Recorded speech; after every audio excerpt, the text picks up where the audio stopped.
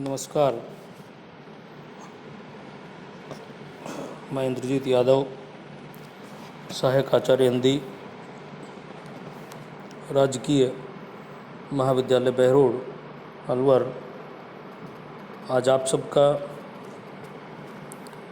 इस कक्षा में स्वागत करता हूं, अभिनंदन करता हूं।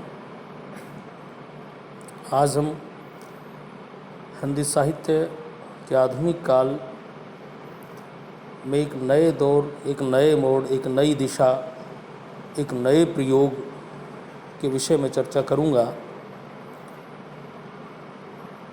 हमने पिछली कक्षा में प्रगतिवाद के संदर्भ में बात की थी। उससे पूर्व हम छायावाद के संदर्भ में बात कर चुके हैं। आधुनिक काल के संबंध में द्विवेदी युग के विषय में चर्चा हुई, भारतेंदु युग के विषय में चर्चा हुई। प्रगतिवाद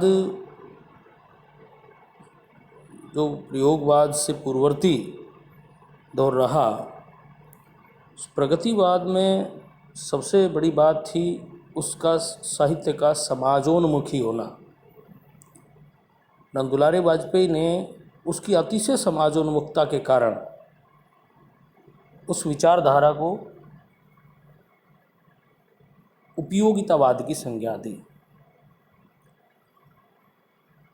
साहित्य जो उपयोगी हो, उसकी सामाजिक उपादेयता सिद्ध हो, वो साहित्य प्रगतिवाद में आया।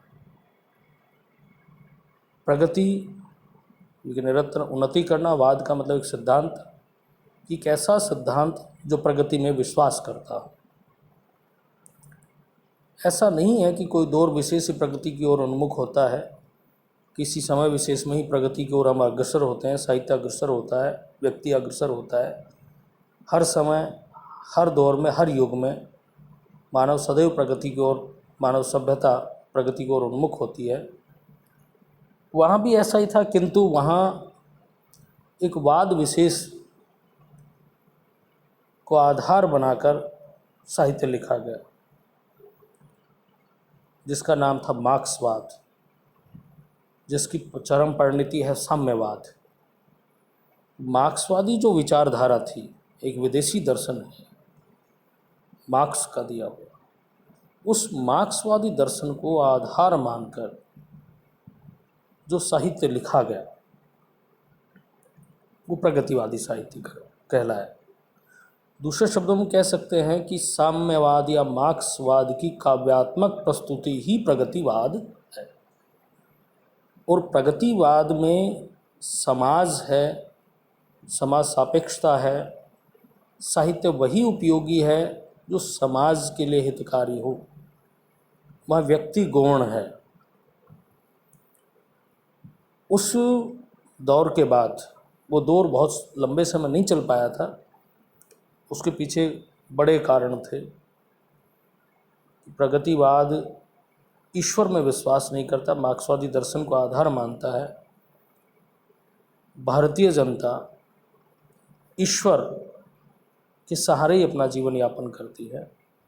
हर खुशी या गम, किसी भी तरह की प्रस्तुति हो, ईश्वर के बिना वो जी नहीं सकती। इसलिए जो भारतीय आध्यात्मिक मूल्य थे, एक सबसे बड़ा कारण की बात कर रहा हूँ आपसे, कि सबसे बड़ा कारण था आध्यात्मिक मूल्य। उन आध्यात्मिक मूल्यों के विरोध में प्रगतिवाद था। यद्यपि मानव मूल्यों का पक्षधर था, मानवतावादी दृष्टिकोण था, सारी चीज़ें थी, लेकिन हमारे जो आध्यात्मिक मूल्य थे उनके विरोध में था, विदेशी दर्शन पर आधारित था। पूरी तरह कला को उपयोगिता की तुला पे तोलने का प्रयास उस दौर के साहित्य में हुआ, जो महज 5-7 साल ही चल पाया। 5 साल ही कहें हम। 43 में प्रयोगवाद का जन्म हो जाता है, प्रयोगवादी कविताएं आना आरंभ हो जाती हैं। ध्यान रहे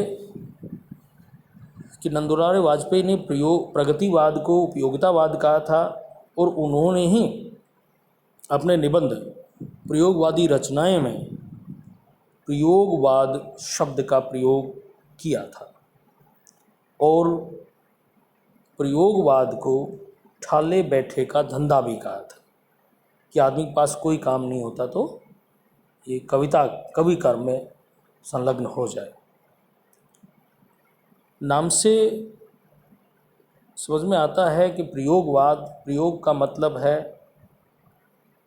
नए नए प्रयोग करना, किसी भी दिशा में कुछ नवीनता का लाना। पुरानी जो चीज़ें हैं उनको छोड़कर कुछ नई चीज़ों को शुमार कर लेना उस दिशा में। जैसे कि अगे ने कहा था कि ये उपमान मेले हो गए, देवता इन प्रतीकों के कर गए हैं कूच। यानी कि जो उपमान थे वो मेले हो गए हैं, यानी कि अब उनमें क्लियरिटी नहीं है, वो बात को स्पष्ट करने में समर्थ नहीं है। उपमेय और उपमान दो चीज़ें हैं, आपको समझनी चाहिए। उपमेय का मतलब है जो सामने है आपके, या जिसकी तुलना करें हम। उपमेय उपमान, उपमेय का मतलब है जिसकी तुलना की जाए और उपमान जिससे तुलना की जाए। जैसे हमने एक वाक्य कहा, सीता का मुख चंद्रमा के समान सुंदर है। यहाँ दो चीज़ों में तुलना हो रही है, एक तो सीता का मुंह, उसका मुख, और दूसरा चंद्रमा। किसकी तुलना हो रही है? सीता के मुख की, कि सीता का मुख चंद्रमा के समान है। किससे हो रही है? चंद्रमा से हो रही है। तो ध्यान रहे कि जिसकी तुलना की जाए वो तो उपमेय है और जिससे तुलना की जाए वो उपमान है। तो यहाँ प्रयोगवादी साहित्यकार को लगा कि जिनसे तुलना की जा रही थी वो सब चीज़ें, वो उपमान अब मेले हो गए हैं, तो नए उपमानों की ज़रूरत है। शिल्प के क्षेत्र में कुछ नवीनता लाने की ज़रूरत है और इसी नित्य नूतन नवीनता की प्रवृत्ति ने प्रयोगवाद को जन्म दिया। अब हम बात करें प्रयोगवाद की जो समय सीमा है वो 1943 से 1953 तक का जो समय है वो प्रयोगवाद के समय के रूप में जाना जाता है, उसके काल के रूप में जाना जाता है। 1943 ही क्यों, इसके संदर्भ में ध्यान रहे कि इस समय तार सप्तक का प्रकाशन होता है 43 में, जिसके संपादक अगेय थे। अगेय ही प्रयोगवाद के जनक भी माने जाते हैं।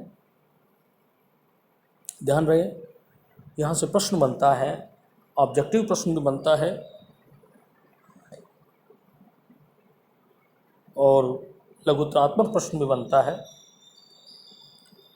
जहाँ एक प्रश्न सीधा बने कि प्रयोगवाद की समय सीमा क्या है, प्रयोगवाद का उदय कब हुआ, प्रयोगवाद का जनक कौन है। अगेय को प्रयोगवाद का जनक माना जाता है। उन्होंने प्रतीक पत्रिका के माध्यम से प्रयोगवाद को नई ऊंचाइयों तक ले जाने का कार्य किया। तो प्रतीक जो है प्रयोगवाद की समर्थित पत्रिका है और तार सप्तक जिसका प्रकाशन 1943 में हुआ था, उसके बारे में पूछा जा सकता है कि उसका प्रकाशन कब हुआ। सप्तक का मतलब ध्यान रहे कि उसमें 7 कवि हैं या 7 कवियों की कविताओं का संकलन तार सप्तक है। यहाँ से भी प्रश्न बनता है कि तार सप्तक प्रकाशन कब हुआ, कितने कवि थे, कौन नहीं था। बहुविकल्पी विकल्पी प्रश्नों में आ सकता है कि कौन तार सप्तक के कवियों में शामिल था या कौन तार सप्तक के कवियों में शामिल नहीं था। 7 कवियों का लघुत्रात्मक प्रश्न हो सकता है, तार सप्तक के किन्हीं 5 कवियों के नाम लिखिए, 7 कवियों के नाम लिखिए, इस तरह का प्रश्न वहाँ से बन सकता है। तो हमें इन 7 कवियों का ध्यान रखना होगा कि कौन कौन से 7 कवि इस तार सप्तक में शामिल थे। यहाँ ध्यान रखने की बात है कि 4 सप्तकों का प्रकाशन हुआ, चारों सप्तकों के संपादक अगेय रहे। आज हम केवल तार सप्तक के संदर्भ में बात करेंगे क्योंकि प्रयोगवाद के जन्म के विषय में चर्चा चल रही है, तो मैं इसके 7 कवियों को एक शॉर्ट लाइन में आपको बताऊंगा, जिसे आप याद करेंगे। एक लाइन है जिसे आपको ध्यान रखना है। इन 7 कवियों के आद्य जो वर्ण हैं इनके नाम के, उनके आधार पर इस सूत्र को मैंने निर्मित किया है।